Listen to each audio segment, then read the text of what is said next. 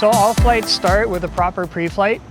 It's really kind of checking and making sure the aircraft is in a flyable condition and that the aircraft itself wants to fly. So we're going to make sure we start out with a detailed pre-flight, and then from there we'll get in and get our taxi clearance, go do a run-up, which is a function and engine check of the bird, and then from there we'll work on getting our takeoff clearances and depart.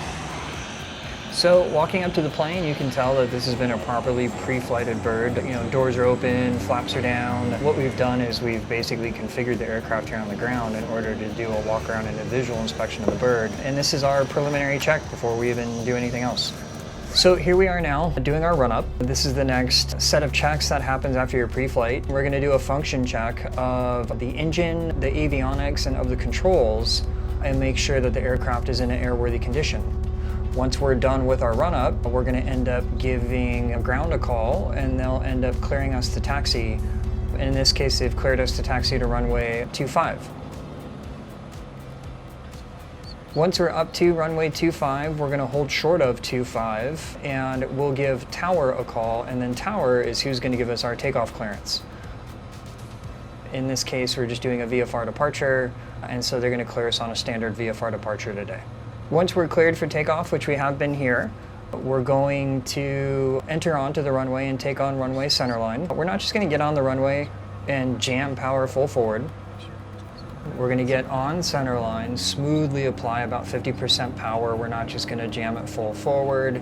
We're going to do a last-minute engine check, checking things like temperatures and pressures, make sure the engine's happy. And so we're going to commit and go full power. Throughout our departure roll, we're going to maintain centerline. Just add a little bit of back pressure to the controls and let the airplane fly itself off the ground. On departure, we're making sure we're maintaining runway centerline until we're ready to turn out.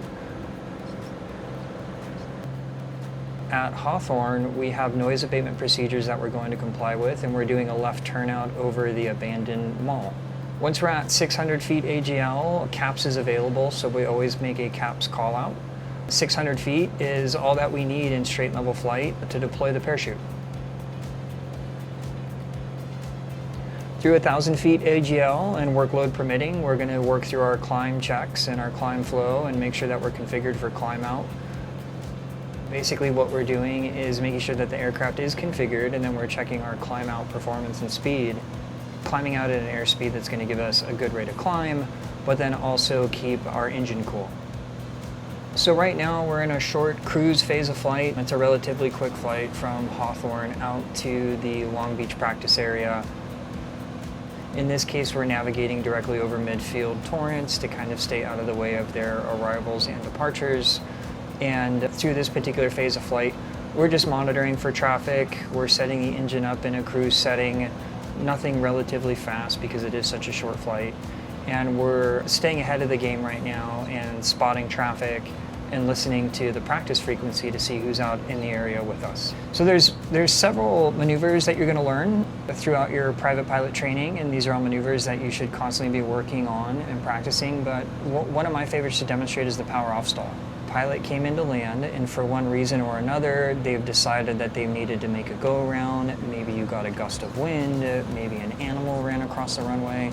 And how can we transition from the landing phase to a climb phase without losing control of the aircraft? So what we're initially going to do is configure the aircraft for landing. We'll ultimately bring the aircraft to a stall. And once we get the initial stall warning, we're then going to transition to the climb phase where we apply power, bring our flaps back up, and transition the airplane into a climb phase without losing our simulated runway center line or blowing through or falling through a simulated altitude, which represents our runway. So your one performance maneuver that you will learn as a private pilot is steep turns, and I love demonstrating those, if nothing else, just because they're an absolute blast to do. So what we're doing here is 45-degree bank turns, which are really fun. You start feeling a little bit of G-forces. It requires you to get a little bit more aggressive on controls, but we're always going to have some fun and practice some performance turns on a demo flight as well. One of the neat opportunities I have on demonstration flights is showing SRM, or Single Resource Management. Basically, with all the technology on board, you have a digital co-pilot with you at all times. And you can ask it to do any number of things for you.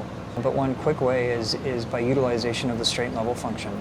With one touch of a button, you're instantaneously hands-free, and you can then get to whatever you need to get to in the cockpit, get caught up on anything, and or just enjoy the views a little bit more. I always find it fun to go back to basics on demo flights as well. You know, we've spent an entire flight utilizing technology, but how pilots traditionally flew with visual references to the ground. In LA, there's a ton of them to use. Whether it's buildings, mountains, Hollywood signs, or freeways, how we can still use these things to navigate from point A to point B. So now we're on final approach. We are setting ourselves up for landing. And what we're doing is basically joining the runway center line from as far out as we can. And we're managing the aircraft's energy from our current altitude all the way down to landing. And one way we're going to do this is exactly what we did earlier in practicing our power off stall, is change the aircraft configuration, and we're managing airspeeds and altitudes using pitch and power. And we're just going to do this all the way down while tracking runway centerline. The Cirrus likes to land really easy. It enjoys, in my opinion, a nice power-off glide. So once landing's assured, we just pull power to idle and keep gliding ourselves all the way down to centerline. Make sure we have a nice, properly timed round out and flare for a distinct touchdown on our mains, followed by a gentle touchdown on our nose. Landing's complete. We're safely on the runway. We're going to taxi off of the runway, cleared back to our taxi spot. Overall, today was an awesome flight, beautiful conditions. We hope you enjoyed the ride along, and we hope you enjoyed this small insight into Cirrus flying with CalAir.